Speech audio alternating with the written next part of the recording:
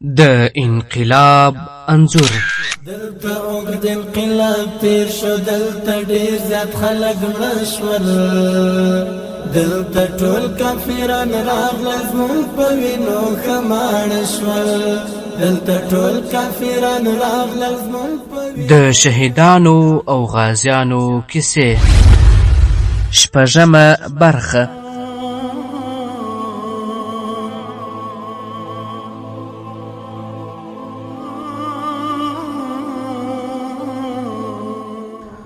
الحمد لله وكفى والصلاة والسلام على رسوله خير الورى، اما بعد.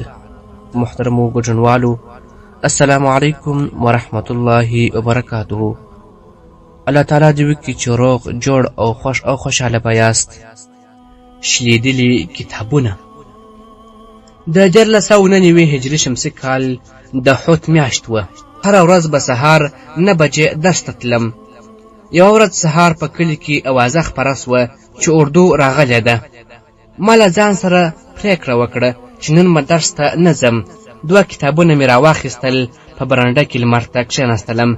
10-15 دقیقې وروسته مې د چغو غږ تر غوږ سو چې مخامخ مې وکتل. زموږ د تره د کور پر بام باندې د اردو عسکر ولاړ وه. په دې وخت کې زموږ د کور دروازه ټک ټک سوه. زه دروازې ته ورغلم. چې دروازه مې خلاصه کړه، سترګې مې د اردو پر عسکرو ولګېدې. ویې ویل تلاشي کوو. ښځې مو یوې کوټې ته کړئ.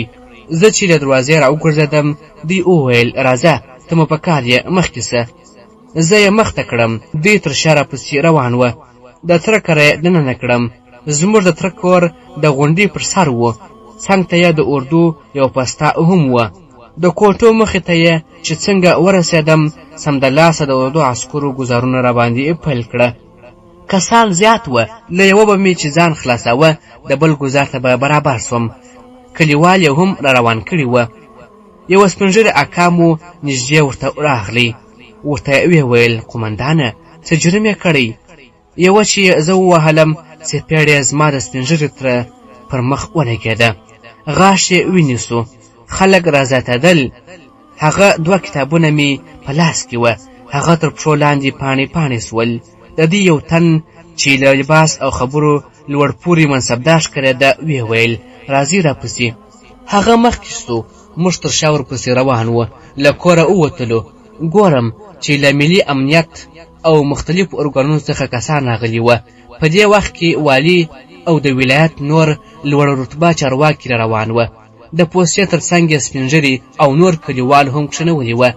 زه یې د هغو څخه جلا کښېنولم. والی او د امنیت کسانو پورته هوا ته کتل. د دبین یې اچاوه. د کلا دیوال ته یې ځانونه ورسول. په خپلو کې یې څه سره وویل خپله تیاره ده، مشکل نسته. ما له ځان سره لله الحمد وویل چې دومره خو ډارېږئ. زه یې له لاسه ونیولم. والي ته یې وروستلم.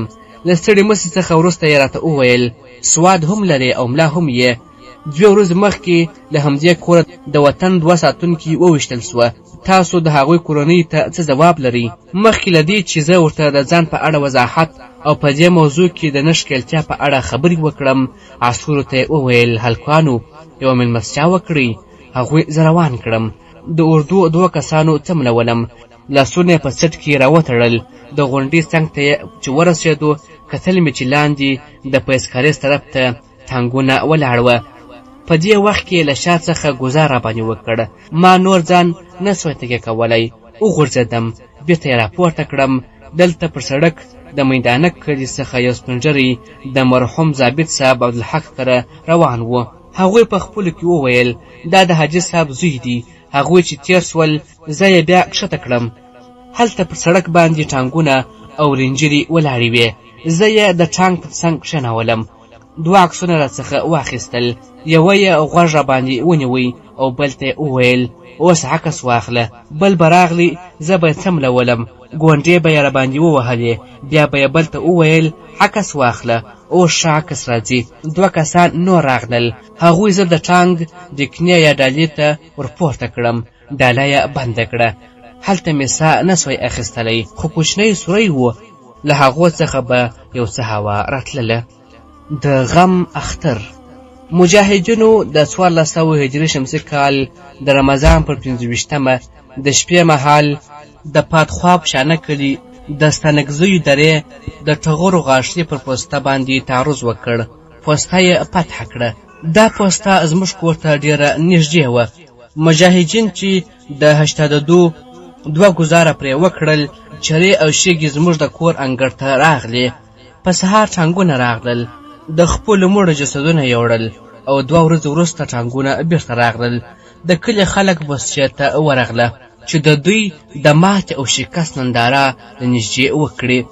زموږ د تره زوی عمران د 5م ټولګي زده کوونکی و. کله چې ماپښین له مکتب څخه رخصت سوی و، نو له خپلو همزولو سره پوسچې ته تللی و. د پوسچې برج ته یې چې ختلی و، نو له هغه بلې پوسچې څخه یې ډزې پرې کړې وې. عمران د زړه پر سر یوه مرمۍ لګېدلی و. په دې وخت کې یو مجاهد موسی جان هغه په خپل موټرسایکل کلینیک ته یوړ. زه له بازار څخه د کور په خوا روان وم. معلم شفیع الرحمن زنګ راته وکړ. راته یې وویل عمران لګېدلی دی، کلینیک ته راشه. په موټر کې چې څه سامان را سره و هغه مې په کور کې کښته کړ. کلینیک ته ورغلم. معلم صاحب راته وویل موټر راتاو کړه، تذکره یې رانیولې ده. ما ورته وویل ولایت ته یې وړو؟ هغه وویل نه، شهید سو. د موټر څوکۍ مې ړنګه کړه، شهید مو کښېښود او د کور په لور روان سوم. مازدیګر یې شهید ته غسل ورکړ. جنازه یې سبا د ورځې 10 بجې اعلان کړه.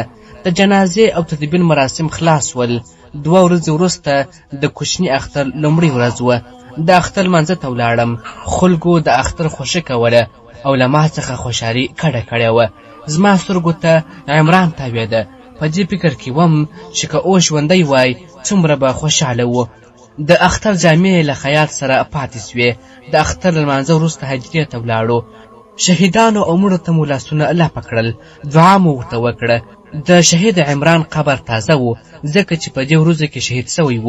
له هغه ځای څخه کور ته راغلو. د کورنۍ له غړو سره مو د اختر مبارکي وکړه. زه ولاړم د اکا کور ته. په دهلیز کې مې انا د شهید عمران پلار او د شهید مور په یوه ځای ناست وه. انا مې د اختر د مبارکۍ له الفاظو سره په ژړا سوه. اکا مې ورته وویل مورې صبر کوه. ما چې د شهید د مور او پلار په څېرو کې د غم او خفګان اثرات ولیدل، نور مې اوښکې تم نه سوې. خپلو سترګو ته مې څادر ونیوی. یو څه وخت چوپتیا وه. وروسته نور مېلمانه راغلل.